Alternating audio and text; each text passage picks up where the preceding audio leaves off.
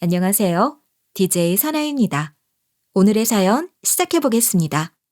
안녕하세요, 구독자 여러분. 저는 이제 30대 중반이 된 여성입니다. 아니, 그냥 여성은 아니고 결혼식 날 아주 어마어마한 일을 치르고 난 뒤에 모든 것을 다 던지고 내려놓은 여성이라고 해야 할까요? 저에게는 세상에서 제일 소중한 사람이 있었고 그 사람을 지키기 위해서 이런 일을 벌이게 되었습니다. 결혼식이라는 특수한 날을 고르게 된 것은 그래야지만 만천하에 알릴 수 있을 것 같았어요. 저에게 다른 사람들이 시집 2번은 못 가겠다고 앞으로 어떻게 할 거냐고 물어오기도 했지만 저는 저의 선택에 결코 후회를 하지 않습니다.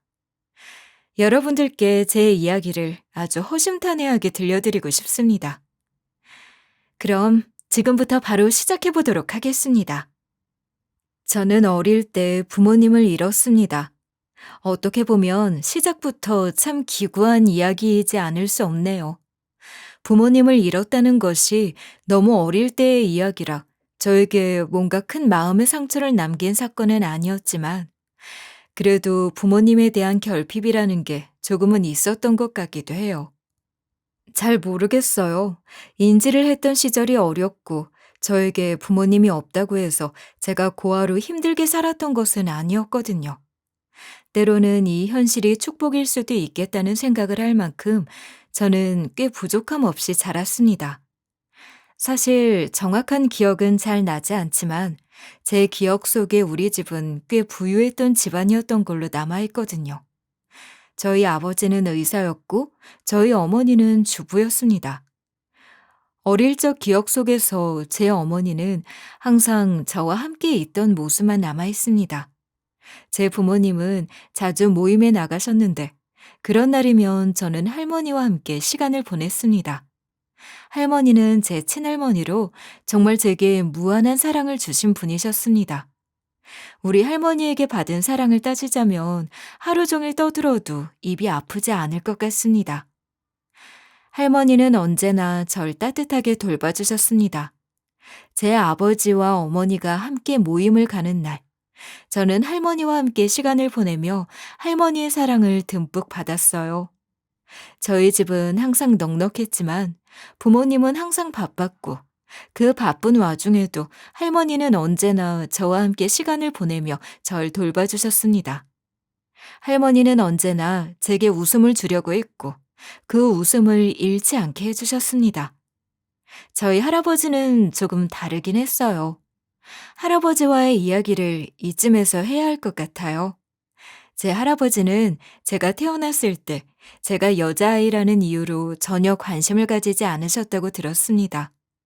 할아버지께서는 딸은 쓸모가 없는 존재라고 매번 말을 하시면서 저를 쳐다보고 싶지도 않다고 그러셨었대요. 이건 저희 할머니께 들은 말이었습니다. 아니, 딸이 뭐 어때서? 솔직히 아들은 애교도 없고, 효도도 다 딸들이 하는 거지. 맞지, 할머니? 당연하지. 나보고 뭐라는 줄 아냐? 며느리가 힘이 없어서 아들을 못 낳았다고 하는 게야. 에휴, 노망난 인간. 그래서 내가 그 인간이 그 말을 할 때마다 머리 맞박을 확 때려버렸다. 진짜로? 우리 할머니가 할아버지 맞박을 때렸다고? 어디 귀한 자식들 앞에서 그런 소리를 해? 입만 열었다 하면 매번 남자아이였어야 좋았을 텐데 하고 외치는데 누가 듣고 싶겠어? 내가 그랬지. 우리 며느리가 무려 10달이나 품어서 낳은 손녀딸인데 성별이 뭐가 중요하냐고. 며느리한테 고생했다는 말 한마디도 곱게 못해주냐고 말이다. 와, 역시 우리 할머니다. 그럼 우리 엄마가 진짜로 좋아했겠네? 그럼 우리 며느리가 날 얼마나 좋아했다고. 그래서 네 할아버지 몰래 나한테만 좋은 거 많이 해줬다. 보약도 지어주고. 그런저런 이야기를 늘 반복해서 저에게 해주셨습니다. 할머니는 제게 그런 이야기를 통해 웃음을 선물해 주셨고 그것은 제가 성장하는 동안 큰 위로가 되기도 했죠. 부모님에 대한 그리움을 우리 할머니가 채워주었다고 할 수 있었죠. 할아버지도 부모님께서 돌아가신 뒤에는 제가 안쓰러웠던 건지 저한테 정말 잘해주셨어요. 딸이라고 밉다고 할 때는 언제고 항상 그런 상황에 놓여지게 되니까 절 그냥 지나치실 수 없었나 봐요. 조부모님의 사랑을 듬뿍 받은 저는 구김살 없이 자랐어요. 하지만 할아버지는 제가 중학교 3학년 때 돌아가셨습니다. 그때부터는 할머니와 둘이서 살게 되었죠. 사실 제 부모님이 사고로 돌아가셨을 때 저는 9살밖에 되지 않았을 때였습니다. 순식간에 부모님을 잃고 고아가 되어버린 저를 할머니가 끝끝내 거두어 주신 것에 감사할 따름이었죠. 그 당시 외가 쪽에서는 제가 자라기 어려운 환경이라며 절 맡아주지 않겠다고 했습니다. 그때 할머니는 절 맡겠다고 나서셨고 외가의 식구들에게 본인한테 맡겨라, 잘 키울게 라고 약속을 하시며 절 데려갔습니다. 할머니가 아니었다면 전 아마 고아원에서 자랐을지도 모릅니다. 할머니는 그 당시에도 경제적으로 여유가 있었던 분이셨습니다. 그러니 외가에서도 믿고 맡길 수 있다고 생각을 하셨을 겁니다. 할머니는 많은 땅을 소유하고 있었고 아버지를 의사로 키우기 위해 많은 뒷바라지를 하셨던 분이셨습니다. 그 시절에도 그렇게 분주하게 자식을 키운 분이신데 저에게 못해주실 게 뭐가 있겠습니까? 그래서 저는 할머니 덕분에 전혀 경제적인 어려움을 겪은 적이 없었습니다. 부모님이 돌아가시고 나서 할머니와 함께 살면서 할머니는 제게 필요한 것들을 모두 아낌없이 지원해 주셨습니다. 제게 있어 할머니는 단순한 가족 이상의 존재였습니다. 할머니 덕분에 저는 부모를 잃고도 물질적으로도 부족함 없이 자랐습니다. 그렇지만 할머니는 단순히 물질적으로만 절 도와주신 것이 아니었습니다. 할머니는 정신적으로도 절 든든히 받쳐주셨습니다. 부모님의 사고 이후 저는 고아가 되어버린 충격과 슬픔을 이겨내지 못하고 있었고 그 고통을 털어놓을 곳도 없었죠. 그런 저에게 할머니는 언제나 곁에 계셨습니다. 제가 속상하거나 힘들 때마다 할머니는 언제든지 저에게 다가와 손을 내밀며 절 위로해 주셨습니다. 할머니는 제가 슬플 때나 기쁠 때나 항상 제 옆에서 함께 해주셨고 그 덕분에 저는 홀로 서기 힘든 시절에도 강하게 자라날 수 있었습니다. 그 시절의 기억은 지금도 저에게 큰 의미를 갖고 있습니다. 할머니의 사랑을 느끼며 자랐던 덕분에 저는 어떤 어려운 상황에서도 희망을 잃지 않으려 노력했습니다. 그리고 할머니가 저에게 주신 그 무한한 사랑은 지금도 제 마음속 깊이 남아 있습니다. 부모님을 잃은 상실감을 이겨내고 지금까지 살아온 데에는 할머니의 힘이 컸습니다. 살다 보면 상처를 받을 일이 한두 가지가 아닐 거다. 인생이 그만큼 힘든 거니까. 하지만 그럴수록 기쁨도 큰 법이야. 알지? 그럼 잘 알지. 내가 우리 할머니 때문에 얼마나 행복한데. 할머니, 나 있잖아. 할머니가 내 할머니라서 참 좋아. 나도 우리 새끼가 내 새끼라서 참 좋다. 우리 새끼가 평생 좋은 것만 바라보고 살 수 있게 내가 든든하게 뒷바라지를 해줘야 하는데 말이야. 지금도 충분해. 할머니, 고마워.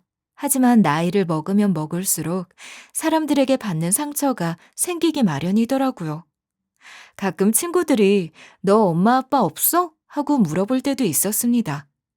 학부모 참관 수업이라든지 졸업식, 입학식, 그리고 각종 행사에 저는 부모님 없이 할머니와 할아버지와 함께 갔기 때문이었어요.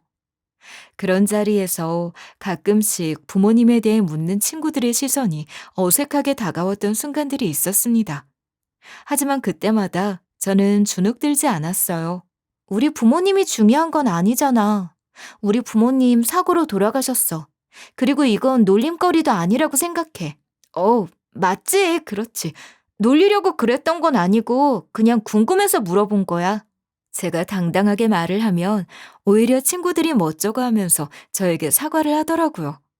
그리고 그 뒤에는 더 이상 가족과 관련된 질문을 하지 않았습니다. 제가 움츠러들지 않고 오히려 당당하게 말했기 때문에 친구들도 절 웃음거리로 삼기에는 너무 강하게 보였던 것 같습니다. 그렇다고 해서 부모님이 없다는 사실이 쉽게 받아들여졌던 건 아닙니다. 어릴 때는 그 사실이 정말 힘들었지만 시간이 지나면서 그 빈자리가 점점 더 크고 무겁게 다가오기도 했습니다.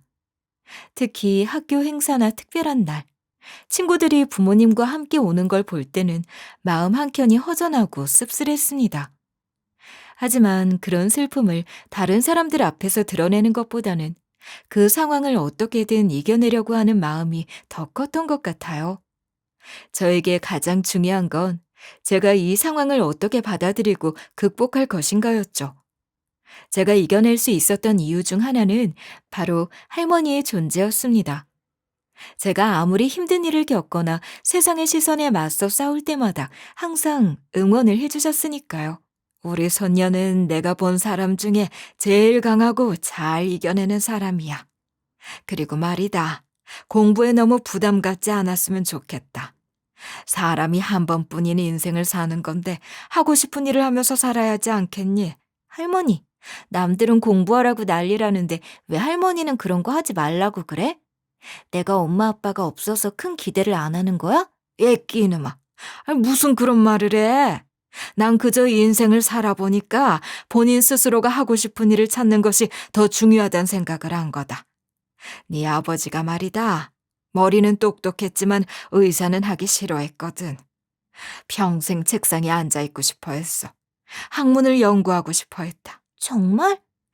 우리 아빠는 의사로서 생명을 살리는 일을 기쁘게 여기는 줄 알았는데 내가 강요를 해서 의사가 된 것이었지. 그리 일찍 떠날 줄 알았으면 좋아하는 책이나 실컷 보라고 했을 텐데 말이야. 할머니는 씁쓸하게 말을 하셨죠. 할아버지가 돌아가신 후 할머니는 저에게 더 많은 자유를 주셨습니다. 할머니는 제가 가지고 있는 모든 것을 다 네 것으로 생각하라고 하셨습니다. 그리고 내가 어떤 일을 가든지 그것을 존중하고 지지해주겠다고 말씀하셨죠. 그게 얼마나 든든한 뒷배가 되는지 여러분들도 잘 아시죠? 그때부터 저는 할머니의 말씀대로 스스로의 길을 찾아가기 시작했습니다. 저는 아버지를 따라 의사가 되고 싶었던 적도 있었지만 그 길이 저와는 맞지 않다는 것을 깨달았습니다. 의사가 되려면 정말 많은 공부와 능력이 필요했거든요. 그 당시에는 제가 그만큼 잘할 수 있을지 자신이 없었고 다른 길을 찾아보게 되었습니다. 할머니, 나 있잖아. 그림을 그려보고 싶은데 어떤 것 같아? 그림? 그림 좋지. 우리 집안에 화가는 없었는데 네가 한번 해봐라. 할머니의 그런 말을 들으면서 저는 더욱 확신을 가졌습니다. 제가 어떤 길을 가더라도 그 길이 제가 원하는 길이라면 할머니는 언제나 지지해 주실 것이라는 믿음이 있었기 때문에 저는 두려움 없이 나아갈 수 있었습니다. 저는 그런 할머니 덕분에 구김살 없이 자랄 수 있었습니다. 저에게 있어 할머니는 단순히 가족의 한 사람을 넘어 저의 든든한 지지자이자 친구 같았습니다. 저에게 큰 기대를 걸기보다는 제가 스스로 행복할 수 있도록 지지해주는 사람으로 저의 인생에 큰 영향을 끼쳤습니다. 고등학교 시절 친구 하나와의 싸움이 있었습니다. 그 친구는 제가 생각하기에 절 시기하고 질투하는 친구였어요. 저는 반에서 어울리는 친구들이 한정적이었지만 그 중에서도 미나라는 친구와 매우 친했었습니다. 그런데 미나가 원래 친하던 다른 친구와 틀어지면서 저와 친해지기 시작했는데 그 상황을 보고 틀어진 친구가 저에게 시비를 걸기 시작했죠. 그때 저는 굉장히 당황스러웠고 왜 그런 시비를 거는지 이해할 수 없었습니다. 너네 부모님 죽었다며? 그래서 네가 가정교육을 못 받고 자란 티가 나는 거구나? 미나는 원래 나랑 친했는데 네가 가로챈 거잖아. 가정교육을 운운하는데 열이 확 올라서 그 자리에서 그냥 머리채를 잡고 그 친구를 쥐어박았습니다. 사실 그 친구보다 제가 몸도 더 크고 힘도 더 셌기 때문에 쉽게 눌러버릴 수 있었습니다. 싸움이 커지자 결국 학교 선생님과 주변 친구들이 몰려들었죠. 결국 호되게 혼이 나고 할머니는 학교로 호출을 당하셨습니다. 당한 친구의 어머니 역시 학교에 오셨죠. 저희 할머니를 보면서 알만하다는 얼굴을 하고는 비아냥거리는 게 그나물의 그 밥이라는 말이 딱 떠오르더군요. 어떻게 말로 풀 생각은 하지도 않고 머리채를 바로 잡을 수가 있어? 내가 기가 막혀서 정말 못 배운 티가 난다. 부모가 없으면 얌전하기라도 해야지. 부모 없는 티를 내? 뭐라고? 너 지금 내 새끼한테 경우 없이 몰아짓거리는 게야. 부모가 없으면 얌전을 떨어야 한다고? 그러는 너도 부모가 없는 것처럼 이야기를 하는구나. 뭐라고요? 이 할머니가 진짜 노망이라도 났나? 헐시고 어른을 공경할 줄 모르는 것 밑에 낳은 애가 똑같은 법이지. 예의라고는 눈꼽만큼도 없고 내 새끼 가정교육 네 새끼보다 훨씬 잘 시켰다. 저희 할머니는 무조건 머리를 조아리는 분이 아니셨어요. 제 편에서 제가 그런 일을 벌인 이유가 있을 거라고 생각하셨죠. 하지만 사람들의 인식이라는 게 있잖아요. 저는 부모님이 없다는 그 사실 때문에 다른 사람들의 시선이 저를 향하는 것이 늘 부담스러웠습니다. 그래서 더더욱 할머니는 그 상황을 무시하지 않으셨습니다. 오히려 할머니는 저에게 힘이 될 수 있는 방법을 찾으셨고 학교에 기부금을 내기 시작하셨습니다. 기부금을 낸 이유는 단순히 저를 위한 것이 아니라 절 향한 비난에 맞서기 위해서였죠. 할머니는 돈이 곧 권력이라고 생각하셨고 그래서 기부금을 통해 학교의 리모델링을 하게 되었습니다. 그 돈으로 무엇을 바꿨냐고요? 바로 매점이었죠. 내가 낸 기부금으로 딴짓하지 마시고 매점 바꾸시오. 우리 소녀딸이 제일 좋아하는 공간인데 당연히 1순위로 바꿔야지. 매점을 신식으로 다 바꿔. 매점이 완전히 새로워진 후 저는 학교에서 가장 자주 가는 곳이 매점이 되었죠. 그때부터 친구들이 절 더 좋아하기 시작했습니다. 솔직히 말하자면 그때는 매점이 저에게 있어서 작은 세상 같았어요. 제가 좋아하는 음식을 먹고 친구들과 함께 즐거운 시간을 보낼 수 있는 곳이었으니까요. 저는 그렇게 할머니의 사랑을 듬뿍 받으면서 자랐습니다. 할머니는 저에게 항상 최선을 다해 사랑을 주셨고, 저도 할머니에게 효도하는 것이 인생의 목표였어요. 할머니는 저의 전부였고, 저에게는 할머니가 제 우주와도 같았습니다. 할머니 덕분에 저는 세상의 어려움이나 고난을 극복할 수 있었고, 무엇보다 가족이란 게 무엇인지 알게 되었습니다. 그러면서 진로에 대한 고민도 많았어요. 솔직히 말씀드리자면 저희 아버지는 의사였고, 그래서 저도 의사가 되기를 원했습니다. 하지만 제 성적이 그만큼 뛰어나지 않아 의사라는 목표를 이루기는 어려웠습니다. 그래서 전 다른 길을 찾아보았고, 보건 쪽보다는 복지센터에서 행정일을 하기로 결정했습니다. 복지센터에서 일하는 것은 정말 좋은 선택이었습니다. 제 할머니도 나이가 들면서 복지 혜택을 받을 필요가 있을 텐데, 제가 그 부분에 대해 잘 알게 된다면 할머니에게도 많은 도움이 될 것이라 생각했습니다. 그래서 전 복지 분야에서 일하면서 삶의 의미를 찾을 수 있었습니다. 특히 제 할머니처럼 나이가 든 분들에게 유용한 정보를 제공할 수 있다는 점에서 큰 보람을 느꼈습니다. 저는 행정복지센터에서 일을 하다가 남편을 만나게 되었습니다. 아무래도 노인분들께 병원이나 복지 서비스를 연결해드리는 일을 하다 보니 자연스럽게 동네 병원 관계자들과도 안면을 트게 되었고요.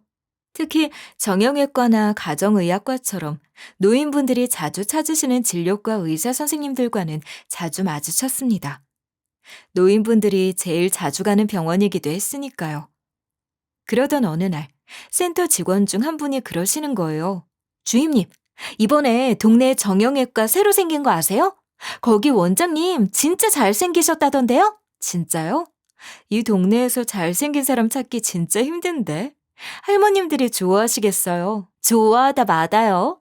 거기 근데 젊은 사람들도 엄청나게 간대요. 원장이 잘생겨서 진료받으려고 줄을 줄줄이 섰다는 거 아니겠어요? 이래서 일단 잘생기고 봐야 한다니까요. 얼굴값 한다는 소리처럼 장사도 잘 되니까 얼마나 좋아. 한 번도 안 가보셨어요? 가봐요. 얼굴 한번 보고 오면 단골 될지도 모른다니까요. 그 정도로 꽃미남이에요? 뭐 별로 관심은 없는데 궁금하긴 하네요. 우리 할머니도 무릎 아프다고 했었는데 한번 가봐야겠는데요?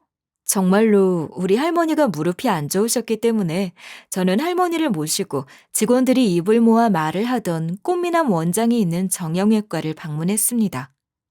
사실 조금은 편견이 있었을지도 모르겠어요. 잘생겼으니까, 손님이 줄줄이 줄을 섰으니까 불친절할 수도 있겠다는 편견이요. 솔직히 말씀드리자면 처음 본 그분은 정말 인상이 좋고 매너도 바르셨습니다. 제가 복지센터에서 행정일을 하고 있다고 소개하자 잘 부탁드린다며 친절하게 웃으시더라고요. 덕분에 병원 이용도 편하게 되었고, 종종 병원에 들를 일이 있을 때면 자연스럽게 마주치게 되었습니다. 그런데 동네라는 곳이 원래 소문이 빠르잖아요. 원장님이 저와 비슷한 또래의 미혼이라는 얘기가 퍼지자 복지센터에 오시는 할머님들께서 하나같이 저희를 엮어보시려 하셨습니다. 양주임, 그 새로 생긴 정형외과 알지? 소문이 그렇게 자자한데 어떻게 몰라요. 우리 할머니도 모시고 한번 가봤었어요. 원장 선생님이 진짜 꽃미남이시던데요? 그 봐, 딱 양주임 스타일이지? 그 원장 총각이랑 잘해보라니까. 그렇게 잘생긴 사람이 여자친구 없을까 봐요? 거기다가 의사인데 꽃미녀들이 줄을 섰겠죠. 양주임이 뭐 어디가 어때서? 요즘 보기 드물게 참한 선생님이라니까. 진짜 딱 한번 만나봐. 혹시 알아? 둘이 결혼해서 우리 국수잔치 시켜줄지. 저는 그냥 하하호호 웃으면서 넘어갔어요. 어르신들에게 늘 친절했던 저였기 때문에 절 예쁘게 봐주신다는 것은 알고 있었죠. 그런데 솔직히 말해서 의사라는 직업을 가진 분이랑 저처럼 복지센터에서 일하는 사람은 어쩐지 급이 다르다는 생각도 조금은 있었거든요. 그냥 현실적인 벽 같은 거요.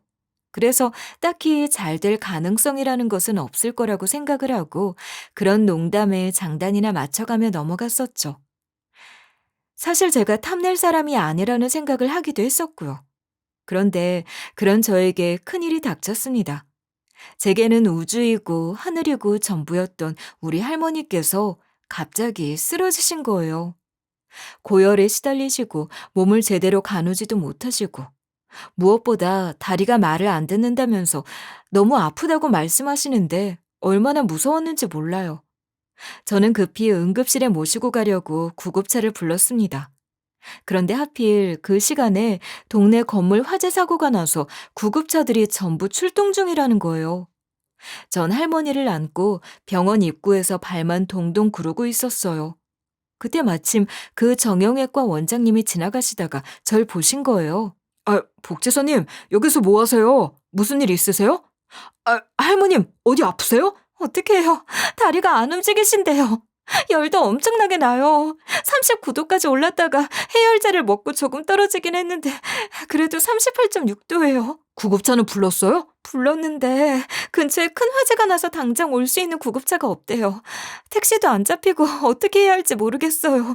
택시 잡아야 하는데. 일단 응급 상황 같으니까 저희 병원으로 가시죠. 응급조치 먼저 해보고 제 차 병원에 있으니까 큰 병원으로 가든가 해요. 그때 정말 저은 구세주를 만난 기분이었습니다. 의사가 옆에 있다는 게 얼마나 든든한 일인지 그제서야 깨달았다니까요. 비록 정형외과 의사이긴 했지만 기본적으로 처치는 다 하실 수 있었어요. 게다가 할머니가 계속 못 걷겠다며 다리가 아프다고 말을 하시던 중이라 정형외과 의사가 더 잘 볼 수도 있다고 생각을 했어요. 병원에 황급히 들어가서 할머니를 눕히고 피도 뽑고 무릎 초음파도 보고 이것저것 검사를 하는데 이상하게 눈물이 줄줄 흐르더라고요. 저의 우주이자 전부인 우리 할머니가 아플 거라는 건 꿈에서도 꿔본 적이 없었어요. 천년만년 저랑 함께 늙어갈 거라 생각했는데 누워서 끙끙 앓고 있는 할머니를 보니까 언제 이렇게 혼자만 폭삭 늙은 건지 모르겠더라고요. 한참 울면서 검사를 하고 있는 원장 선생님을 보며 기다리고 있는데 저에게 조심스럽게 질문을 하시더라고요. 혹시 할머님께서 어릴 적에 소아마비 같은 것을 앓으신 적이 있나요? 네? 아니요. 우리 할머니 그런 병에 걸렸던 적 없다고 하셨어요.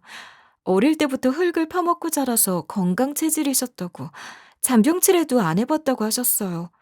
늘 건강하셨고 지금까지도 잘 걸어 다니셨고요. 갑자기 고열이 나더니 저렇게 아프다 하시면서 힘이 안 들어간다고 하시는 거예요. 본인도 모르게 지나갈 정도로 미약했으려나.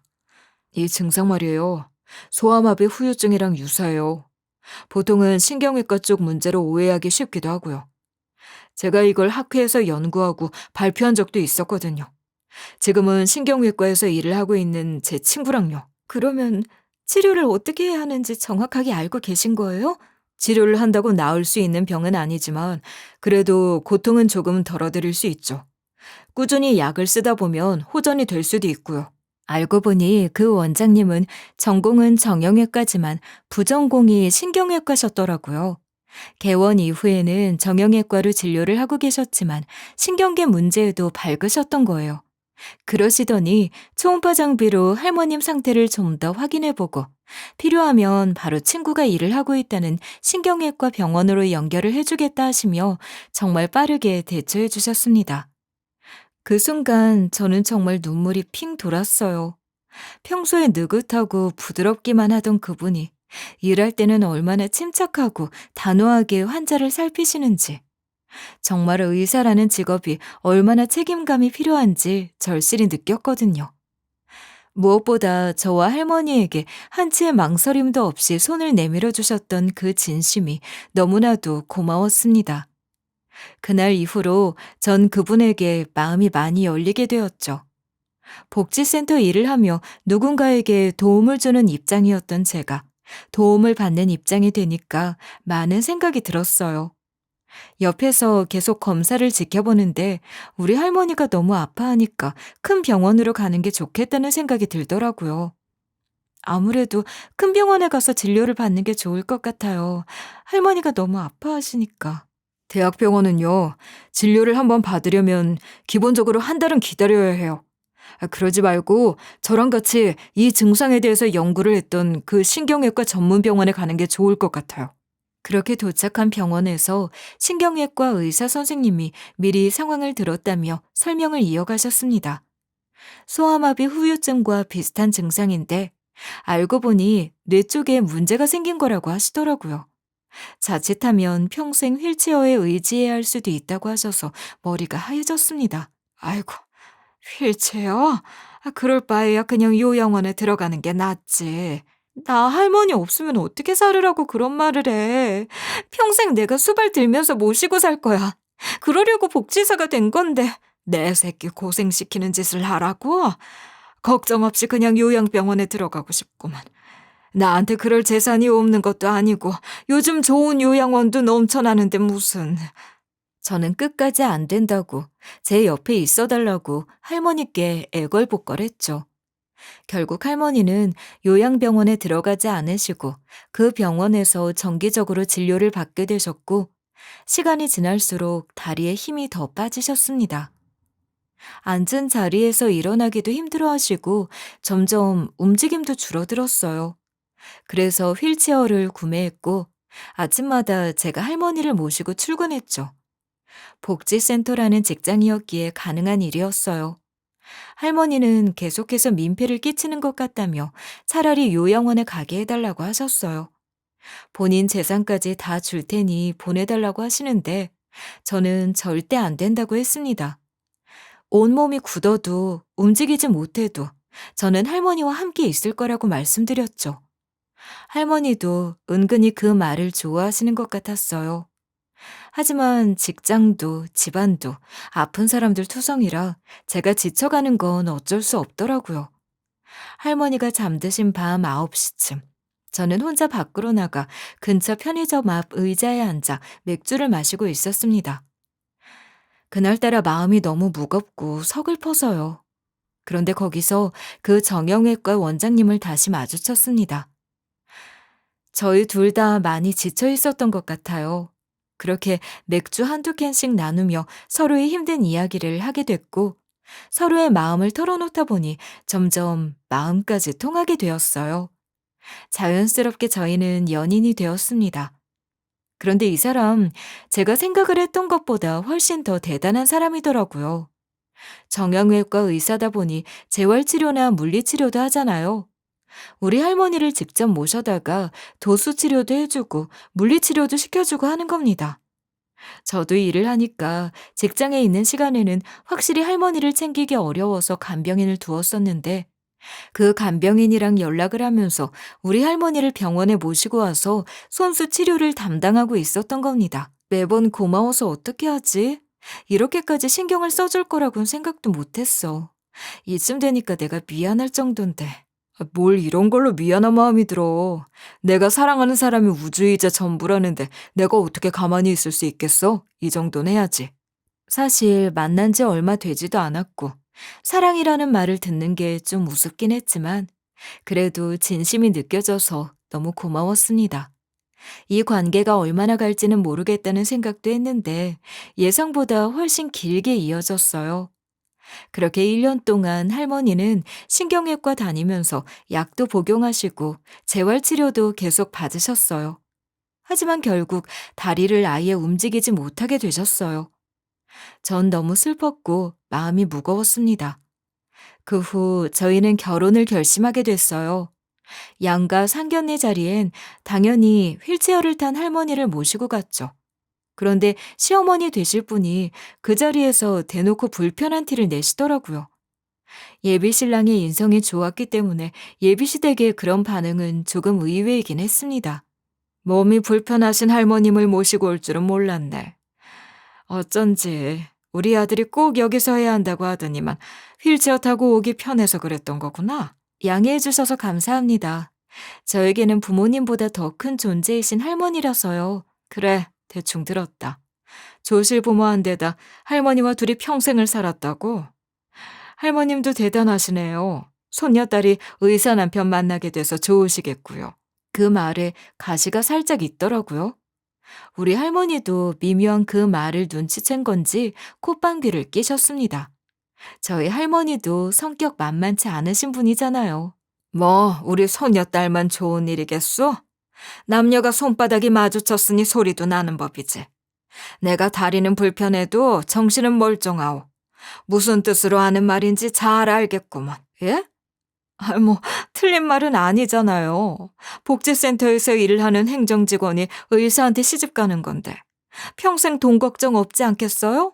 의사가 벌면 얼마나 번다고 그래? 우리 손녀 내가 돈 걱정 한 번 없이 키웠어. 내가 가진 재산이 얼만데. 손녀 사위가 이쁜 짓 하면 병원도 차려주지. 그 말 이후로 시어머니는 조용해지셨어요. 아마 저희 집안의 재산이라는 게 당연히 없을 거라는 편견을 가지고 있었다가 큰 코를 다쳤기 때문이었겠죠. 시어머니의 그런 행동에 결혼이라는 걸 해도 되는 걸까 하는 생각을 했었지만 예비 신랑이 몇 번이나 우리 할머니께도 기분 상했으면 죄송하다며 물심양면으로 재활을 도우려 해서 참았습니다. 사실 예비 신랑만 보면 결혼을 하지 않을 이유가 없었거든요.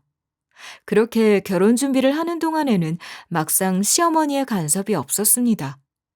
하루는 저를 조용히 불러내시더라고요. 준비는 잘 되어가고 있는 거지? 내가 신경 안 쓴다고 해서 너무 막 준비하지는 말고. 네, 준비 잘하고 있어요. 이제는 청첩장만 돌리면 될 것 같아요. 그래, 다 됐다니까 내가 결혼식 이야기는 더 안 하마. 근데 말이다. 우리 아들한테 정말 병원 하나 해준다고 하시든? 네? 근데 지금도 원장으로 일을 하고 있는데 병원이 더 필요한가요? 얘는. 그 병원 진짜 원장은 따로 있잖니. 이름만 원장인 거지 사실 페이닥터나 다름없는 건데 자기 병원 가진 거랑 같겠니? 맞는 말이긴 했어요. 예비 신랑이 일을 하는 정형외과에서 원장 직함을 달고 있었지만 메인 원장이 따로 있었고 예비 신랑은 이름만 원장인 페이닥터였거든요. 시어머니께서 병원에 대해 탐을 낼 만하긴 했죠. 하지만 전 확답을 드릴 수 없었어요. 제가 우리 할머니 재산이 정확하게 얼마나 되는지 몰라서요. 그리고 그 돈은 저희 할머니 노후 자금이에요. 제가 시집을 가면 1:1 입주 간병인이 필요할 텐데요. 아니면 케어가 가능한 시니어타운에 모시던지 해야 하고요. 돈이 얼마가 들어갈지도 몰라서요. 그럼 그냥 공수표를 날린 거라는 말이니? 할머니가 말을 하신 거니까 저도 정확하게는 모르겠어요. 시어머니는 기가 막히다는 표정을 지으셨지만 제가 드릴 수 있는 말은 그게 전부였습니다. 그렇게 시간이 흘러 결혼식 당일이 됐습니다. 신부 대기실에서 손님을 맞이하고 있었는데 시어머니께서 절 조용히 불러내시더만 다시 한번 병원 이야기를 하시는 게 아니겠어요? 아니, 다른 날도 아니고 결혼식을 하는 날까지 이런 이야기를 해야 하나 싶었어요. 아니, 이제는 확실하게 말을 해줘야지. 상견례 자리에서 병원 차려준다고 하더니만 왜 말이 없냐니까? 저도 확실하게 말씀 못 드린다고 했잖아요. 저한테 병원에 맡겨놓으신 것도 아니고 저희 할머니가 알아서 하시겠죠. 그리고 우리 할머니 시니어타운에 모셔서 1대1 케어를 받으실 예정인데 한 달에 5, 600만 원 정도 들어간대요. 할머니 돈으로 노후 쓰셔야 하는데 병원을 어떻게 차려드려요? 정말 우리를 속여서 결혼식을 한다는 거야? 병원 때문에 허락한 건데 그걸 안 해준다고 하면 내가 널 며느리로 왜 맞이하니? 당일에 물을 수도 없고 된통당했네. 속았어. 혼조석에 할머니 앉힐 생각하지도 마. 늙은 노인네 아주 치매라도 걸린 거 아니야? 어디서 그런 공수표를 날려? 저는 정말 머리끝까지 화가 났습니다. 결혼식이고 나발이고 당장이라도 때려치우고 우리 할머니 모시고 나가고 싶었어요. 그런데 그 순간 직원이 신부 입장을 준비하라면서 절 입구로 데리고 가더라고요. 등 떠밀려서 입장을 하기 위해 식장 앞에 섰는데 우리 할머니가 휠체어를 혼자 끌고 혼조석 쪽으로 이동을 하시는 걸 봤어요. 그런데 시댁 쪽 지인 한 분이 다가와서는 다른 방향을 가리키는 게 아니겠어요? 그 행동을 보자마자 눈치를 챘죠. 우리 할머니 보고 혼조석에 앉지 말라고 한 것입니다. 부글부글 끓어올라서 뒤집어 엎고 파혼을 하려고 한 순간 반전이 일어나게 되었습니다. 바로 그 순간 우리 할머니가 휠체어에서 천천히 일어나셨습니다. 아무도 예상하지 못한 반전이었죠. 휠체어 손잡이를 짚고 무게중심을 옮기시더니 조심스럽게 한 발 또 한 발 그렇게 스스로의 두 다리로 혼조석을 향해 걸어가셨어요. 정말 식스센스, 아니 유주얼 서스펜스였나? 그런 영화의 한 장면 같은 반전이지 않을 수 없었습니다. 저는 두 발로 조심스럽게 걸어서 혼조석으로 이동해 앉는 우리 할머니의 모습을 보면서 코끝이 찡해지고 눈물이 날 것 같은 느낌이 들었어요. 어떻게 이런 기적 같은 일이 있을 수가 있냐고요. 하지만 그 기적이라는 것은 별거 아니었습니다. 제가 바로 지금 이야기를 할 것이 그 기적이라는 것이 있었던 숨겨진 비밀이니까요. 우리 할머니가 휠체어에서 일어나 두 발로 걷자 순간 식장이 숨을 죽였습니다. 모두가 숨을 삼킨 채 그 광경을 지켜봤죠. 장례 음악도 웅성임도 멎은 것처럼 느껴졌어요. 할머니의 발걸음 하나하나에 시선이 집중됐고 다들 마치 그 갓 걸음마를 뗀 어린아기를 보는 것처럼 응원을 담아 쳐다보았어요. 아니, 아닐 수도 있지만 전 그렇게 느껴졌어요. 그리고 저는 제 옆에서 황당함 그리고 놀라움을 감추지 못하고 있는 예비신랑을 바라보았죠. 그 사람 얼굴이 하얗게 질리더니 마치 멘붕이 온 듯 절 멍하게 쳐다보더라고요. 저는 그 순간 참았던 웃음을 꾹 누르며 속삭였어요. 돈 때문이었지? 나랑 결혼하려던 거. 속셈 뻔하잖아. 처음엔 나도 그냥 깜빡 속아 넘어갈 뻔했었어. 당신이 얼마나 연기를 잘하던지. 차라리 연기질을 하지 그랬어? 그게 갑자기 무슨 소리야? 누가 무슨 연기를 했다고. 난 늘 당신한테 진심이었어. 신랑님 입장 먼저 하실게요. 순간 웅장한 신랑 입장곡이 나오고 예비신랑이 한 발을 디디려 하는 순간 저는 예비신랑을 밀쳤습니다.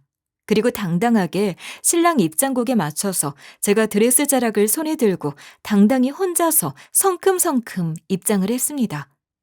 당연히 신랑이 먼저 입장을 해야 하는데 씩씩거리면서 드레스 앞자락을 한껏 들고 누구의 도움도 없이 입장을 하는 저를 보면서 하객들은 물론이고 시부모님까지 놀라서 입을 떡 벌리셨죠.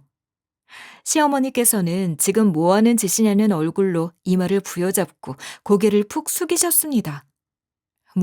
요즘은 결혼식도 파티처럼 하는 트렌드라 신랑 신부가 동시에 입장도 하고 입장곡도 댄스곡으로 바꾸고들 한다지만 그 어느 결혼식에도 신랑보다 신부가 먼저 입장하는 경우는 없더라고요.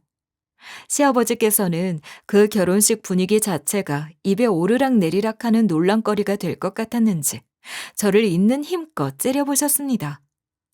제가 결혼 생활을 유지할 거라는 생각이 있었으면 그 눈빛이 무서웠겠지만 파투를 내기로 결심한 마당에 그런 시선은 하나도 두렵지 않았어요. 예비신랑은 당황해서 절 뒤따라오고 있었지만 이미 늦었죠. 전 입장 도중 멈춰서서 손에 들고 있던 부케를 바닥에 패대기 쳤습니다. 퍽 소리를 내면서 부케가 떨어지자 더 큰 소리로 식장이 술렁이기 시작했습니다. 하객들은 얼마나 흥미진진했을까요? 먼저 성큼성큼 입장을 한 신부가 버진로드 한가운데에서 부케를 바닥에 패대기 쳤으니 말입니다. 이런 결혼식 들어도 본 적 없으시죠? 그 어려운 일을 제가 해냈습니다. 하객들은 너도 나도 뭐야? 무슨 일이야? 신부가 부케를 던졌어. 하는 소리가 들려왔습니다. 저는 통쾌한 마음까지 들었죠. 하지만 술렁이는 소리에 분위기는 급속히 어수선해졌습니다. 저는 망설이지 않고 결혼식장 맨 앞에 있는 사회자에게 걸어갔습니다. 사회자 역시 절 보고 왜 이쪽으로 오는 거냐며 당황해했죠. 저는 사회자의 마이크를 낚아채고선 큰 소리로 말했습니다. 저희의 결혼식을 보러 먼 길 와주셔서 정말 감사합니다. 그런데요, 이 결혼은 여기서 파토입니다. 저희 오늘 결혼 안 한다고요. 일순간 정적이 확 흘렀습니다. 언제 그렇게 어수선했던 적이 있었나 싶게 말입니다. 사람들은 일제히 하던 행동을 멈춰서서 절 바라봤고 시어머니가 벌떡 일어나서 소리를 질렀죠. 얘가 미쳤나 진짜. 이게 무슨 짓이야. 지금 이게 장난이야 뭐야. 결혼식 날 갑자기 이러는 법이 어딨어? 너 정말 나중에 우리 얼굴을 어떻게 보려고 이러니? 안 보면 장땡인데 무슨 소리를 하세요? 제가 지금 행동이 장난처럼 보이세요? 어머니께서는 쭉 휠체어를 타는 우리 할머니를 무시했고 고깝게 보셨고 절 이용하려 하셨죠. 우리 할머니한테 재산이 조금 있는 것 같으니까 어떻게든 비위 맞춰서 병원 하나 얻어내려고 속셈 부린 거 제가 모를 줄 아셨어요?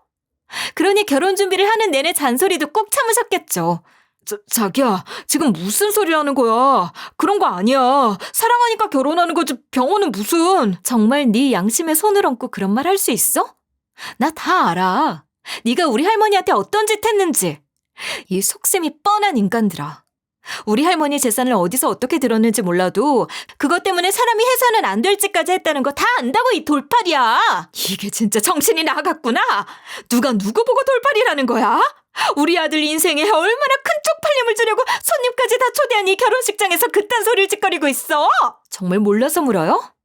우리 할머니 아팠던 거 맞아요. 맞는데 그걸 기회로 삼은 저 인간이 정말 의사가 맞아요? 당신은 아직도 당신이 우리 할머니 고쳐준 거라고 내가 생각하는 줄 알지? 우리 할머니 다리에 문제 있었던 거 맞아요. 하지만 뇌는 멀쩡했어. 상황을 다 파악하고 나니까 알겠더라. 지금까지 참은 건 당신들 속셈을 지켜보고 있었던 거지. 어디까지 추악해지나. 그 순간 시부모 얼굴이 일그러졌고 하객들 사이에서도 탄식과 함께 수군거림이 터져나왔어요. 누군가는 핸드폰으로 영상을 찍고 있었고 누군가는 아예 뒷걸음질 쳐서 빠져나가기도 했어요. 제게는 아무런 후회도 없었어요. 오히려 속이 다 시원했죠. 저는 마지막으로 한 번 더 선언을 하듯이 말했습니다. 저희 할머니 노후에 쓰실 돈으로 병원 차려줄 생각 없어요. 그리고 저도요. 그런 가족이랑은 인연 맺을 생각 더더욱 없고요. 지금 이 자리에서 끝냅니다. 파혼이라고 이 개새끼야! 그렇게 말을 하자 어디선가 탄식이 들리기도 하고 휘파람 소리가 들리기도 했어요. 그리고 혼조석에 앉아있던 우리 할머니 역시 자리에서 벌떡 일어나셨습니다. 그리고는 힘겹게 한 발 한 발 디뎌 예비 신랑이 앞으로 오시더니만 온몸을 곧게 세우시고는 입술을 앙다무셨습니다. 그 표정, 제가 고등학교 때 친구 엄마에게 부모가 없어서 가정교육 못 받았다는 소리를 들었을 때 우리 할머니가 그 아줌마에게 한 소리 하셨을 때 지으셨던 표정이었어요. 한마디로 우리 할머니 머리 꼭대기까지 화가 났다 이 말입니다. 그 화를 표출이라도 하듯 있는 힘껏 예비 신랑의 뺨을 갈겨버리셨어요. 식장에 찰싹이라는 뺨 맞는 소리가 울려 퍼졌고 예비 시부모의 표정은 경악으로 물들었죠.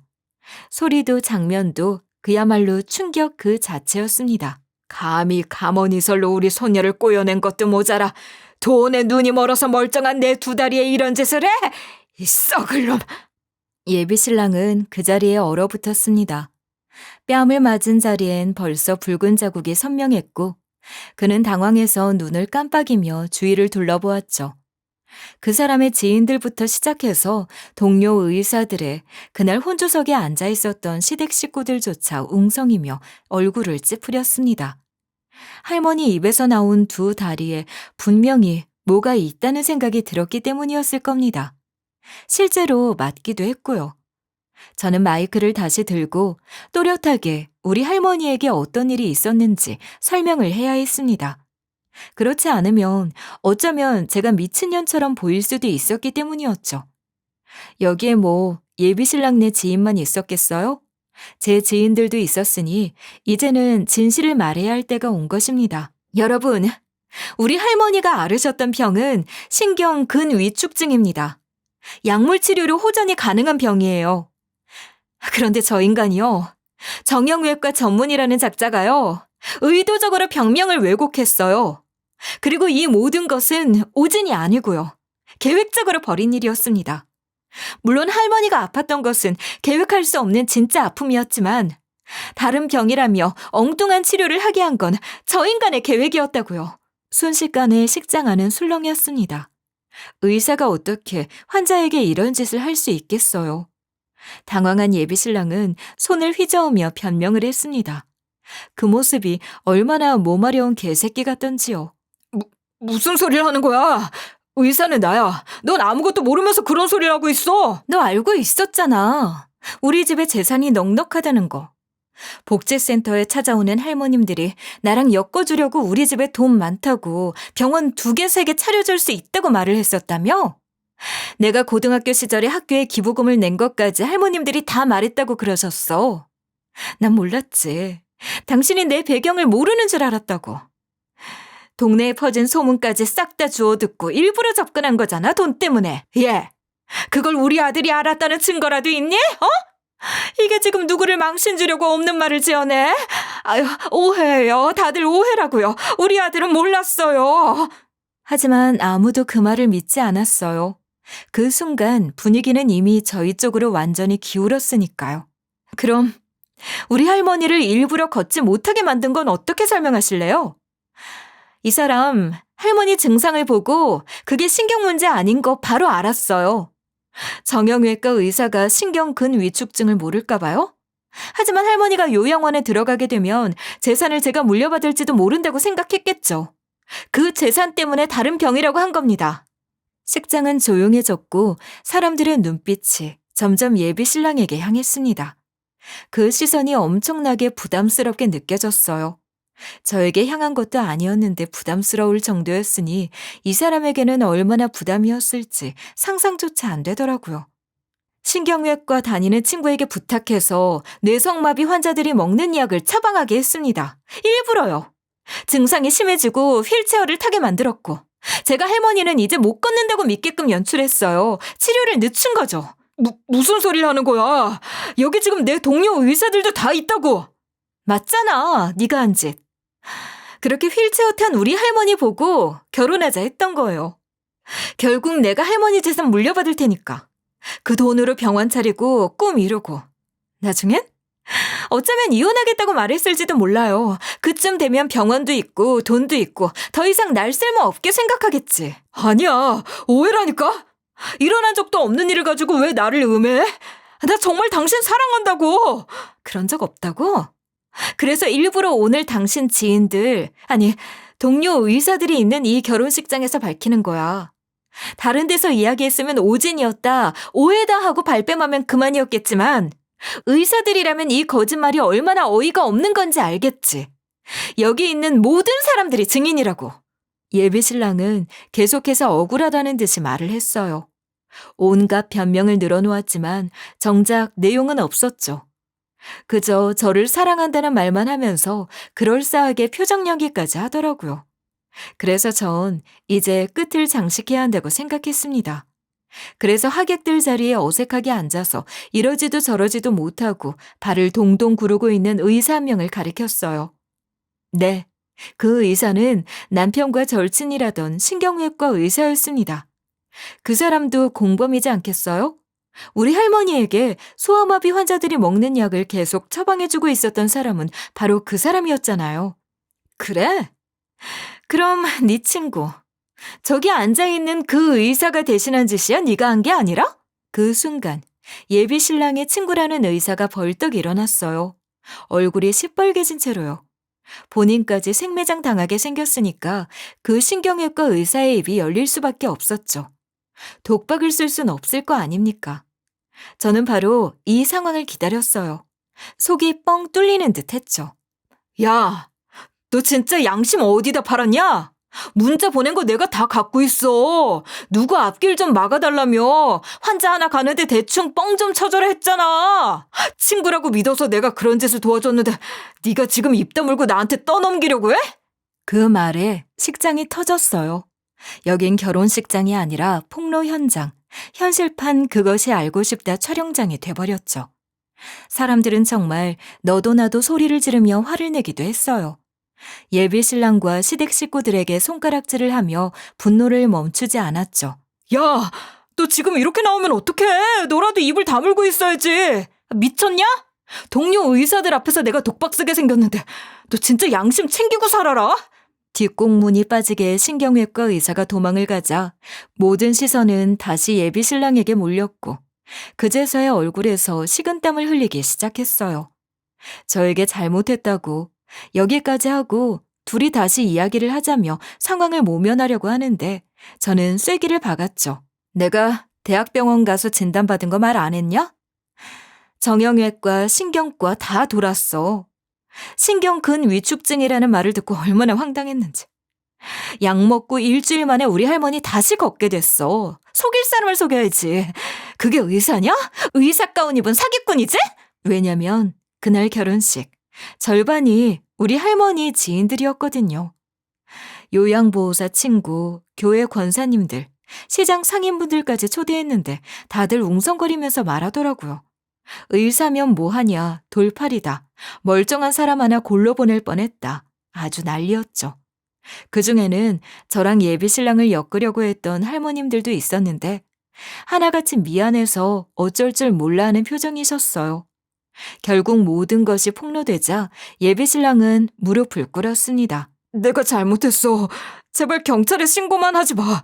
나 의사 면허 정지되면 아무것도 할 수 없어. 제발 한 번만 봐줘. 파혼 조용히 하고 경비 정산도 내가 다 할게. 제발. 내가 돈이 없어서 이러겠니? 웃기지 마. 이미 준비 다 해놨으니까 의사 소견서, 진단서, 통원 기록 다 갖고 왔어. 실은 식 시작하기 전에 경찰에도 이미 신고했으니까 그리 알아. 그 말을 끝으로 경찰이 들어와 예비 신랑을 붙잡았습니다. 더 웃긴 건 먼저 빠져나갔던 신경외과 의사도 이미 붙잡혀 있더라고요. 둘이 공범이니까 나란히 조사를 받아야겠죠? 경찰차에 턱시도를 입고 타는 꼴이 아주 기가 막혔습니다. 세기말 광경이나 다름없었죠. 모든 것이 끝났다고 맥이 탁 풀리려는 순간 시어머니께서 저에게 달려들었어요. 제 면사포를 붙잡고서는 머리채 잡듯이 이리저리 땡기시는 게 아니겠습니까?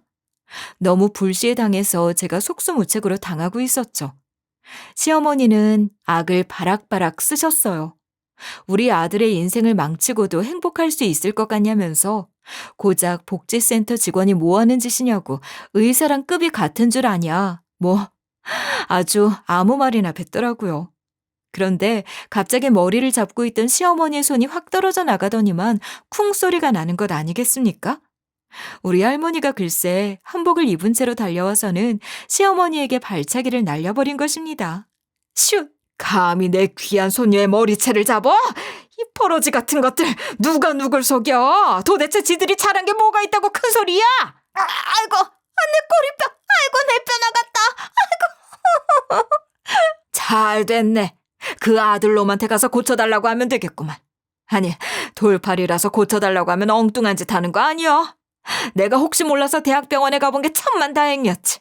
우리 할머니 시니어타운에 들어가려고 했는데 거기서 건강검진표 들고 오라고 했다는 겁니다. 대학병원에 가서 치매 검사 겸 암 검사, 초음파 검사까지 싹 해야겠다고 예약을 하고 가셨었는데 거기서 알게 된 거죠. 우리 할머니가 신경근 위축증이라는 사실을 말입니다. 맞는 약을 처방받아 먹고 일주일 만에 다시 걷게 된 것도 정말 기가 막혔고요. 우리 할머니 넘어져서 일어나지도 못하고 끙끙거리는 시어머니한테 돌팔이한테 병원 차려줬다가 망할 일 있냐고 돈 탐내지 말라고 고래고래 소리를 지르셨습니다. 그러더니 제 손 딱 잡으시대요. 애기야, 가자. 마치 옛날에 유행했던 드라마의 대사 같았습니다. 저는 활짝 웃으며 할머니의 손을 잡고 버진로드를 걸었습니다. 드레스가 아주 많이 거추장스럽긴 했지만 그게 뭐 중요하겠습니까? 저는 신부 대기실에 가서 드레스를 벗어던지고 가벼운 옷차림으로 갈아입었습니다. 그리고 어디 갔냐고요? 원래 신혼여행으로 하와이 갈 예정이었거든요. 미리 여행자 정보에 예비 신랑 대신 할머니로 변경해뒀습니다. 우리 할머니 걷는 것도 잘하시는데 해외여행 한번 못 가겠어요? 휴가도 넉넉하겠다. 비행기 티켓도 있겠다. 할머니랑 둘이서 하와이 떠났어요. 스노클링도 하고 칵테일도 마시고 비치에서 선베드에 누워서 여가를 즐겼죠. 우리 할머니 그 연세에도 정말 잘 노시더라고요. 진작에 좀 모시고 놀러 다닐 걸 그랬어요. 평생 저 하나 키운다고 휴가라는 것도 없었던 할머니께 죄송스러웠죠. 그리고 그놈은 어떻게 됐냐고요? 경찰 수사 받고 병원 영업정지, 의사 면허 정지까지 당했죠. 동네에서도 등 떠밀려 쫓겨났고요. 소문 다 났는데 어떻게 장사하겠어요? 게다가 일개 페이닥터였는데요. 하지만 저와 할머니는 거기서 멈추지 않고 손해배상 청구를 했고 오진으로 인해서 고통받았던 시간에 대한 보상을 요구했어요. 그쪽에서는 돈도 없는데 죽는다며 앓는 소리를 냈지만 재판은 지금까지도 진행 중입니다. 선처는 해주지 않을 거예요. 사기꾼에게 무슨 선처입니까? 재판 결과가 나오기까지 시간은 좀 걸리겠지만 그래도 마음은 편안합니다. 우리 할머니랑 저랑 정말 여유롭게 오늘의 행복을 가장 중요시하며 잘 지내고 있거든요. 결혼? 그거야 뭐 나중에 해도 되겠죠.